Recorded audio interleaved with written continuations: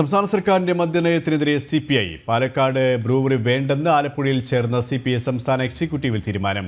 പാലക്കാട് ജില്ലാ ഘടകത്തിന്റെ നിർദ്ദേശം സംസ്ഥാന എക്സിക്യൂട്ടീവ് അംഗീകരിച്ചു.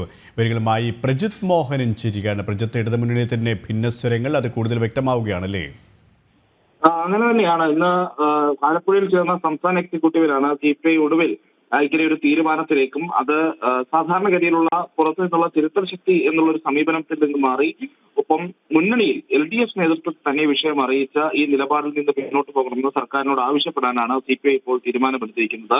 CPIയുടെ പാലക്കാട് ഘടകം ആവശ്യപ്പെട്ടതുപോലെ ഈ എലപ്പുള്ളിയിലെ മദ്യനിർമ്മാണശാല വേണ്ട എന്നുള്ളൊരു നിലപാടിലേക്ക് CPI സംസ്ഥാന എക്സിക്യൂട്ടീവ് പോവുകയായിരുന്നു. നമ്മൾ നേരത്തെ തന്നെ ചിന്തിക്കേണ്ട ഒരു വിഷയമുണ്ട്. പ്രത്യേകിച്ച് CPI മന്ത്രിമാർ കൂടി അംഗമായ മന്ത്രിസഭയുടെയൊക്കെ തീരുമാനമാണ് ഈ നിലപ്പുള്ളിയിൽ മദ്യനിർമ്മാണശാല കൊണ്ടുവരാനുള്ള ഒരു തീരുമാനത്തിലേക്ക് പോയിരിക്കുന്നത്. ഒയാസിസ് കൊമേഴ്ഷ്യൽ പ്രൈവറ്റ് ലിമിറ്റഡിന് ഈ എലപ്പുള്ളി പഞ്ചായത്തിൽ പ്ലാന്റ് സ്ഥാപിക്കാൻ മന്ത്രിസഭാ യോഗം അനുമതി നൽകുമ്പോൾ അതിൽ CPI അംഗങ്ങളും ഉണ്ടായിരുന്നു എന്നുള്ളത് കൂടി ഈ ഘട്ടത്തിൽ പറഞ്ഞു വെക്കേണ്ടതുണ്ട്.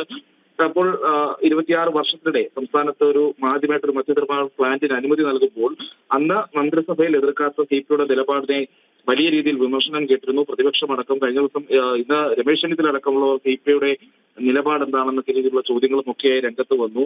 അങ്ങനെ ഈ നാട്ടുകാരുടെ പൊതുവികാരം അല്ലെങ്കിൽ ജനവികാരമൊക്കെ വലിയ എതിർപ്പ് സർക്കാരിനെതിരെ എതിർപ്പുണ്ടാകുന്ന വിഷയങ്ങളിൽ അതിനൊപ്പം ചേർന്ന് എന്ന് തങ്ങളൊരു തിരിച്ചടിയാണ് എന്നുള്ളൊരു സമീപനം സ്വീകരിക്കുന്നത് CPIയുടെ ഒരു പതിവ് രീതിയാണ്. പക്ഷേ ഇത് അങ്ങനെ മാത്രം പോരാ എന്നുള്ളൊരു വിമർശനം സജീവമായതോടുകൂടിയാണ് ഇപ്പോൾ ഈ സംസ്ഥാന എക്സിക്യൂട്ടീവിൽ ഈ രീതിയിലുള്ള ഒരു തീരുമാനത്തിലേക്ക് പോകുന്നതും അത് LDF യോഗത്തെ അറിയിക്കാൻ ഉള്ളൊരു തീരുമാനവുമായി CPI മുന്നോട്ട് പോകുന്നു. എന്തായാലും ഇതിൽ ഏത് രീതിയിലുള്ള നിലപാട് സർക്കാർ സ്വീകരിക്കും, മുഖ്യമന്ത്രി സ്വീകരിക്കും എന്നുള്ളതാണ് ഏറ്റവും ശ്രദ്ധേയമായ കാര്യം. കാരണം വീണ്ടും ഞാൻ ആവർത്തിക്കുന്നത്, മന്ത്രിസഭാ യോഗത്തിൽ CPI മന്ത്രിമാരടക്കം ഉണ്ടായിരുന്ന മന്ത്രിസഭാ യോഗമാണ് ഇത്തരം ഒരു പ്ലാന്റിന് അനുമതി നൽകിയത് എന്നുള്ള കാര്യം കൂടി എടുത്തു പറയേണ്ടതുണ്ട്. പ്രജിത് മോഹനൻ, തിരുവനന്തപുരത്ത് നിന്ന്.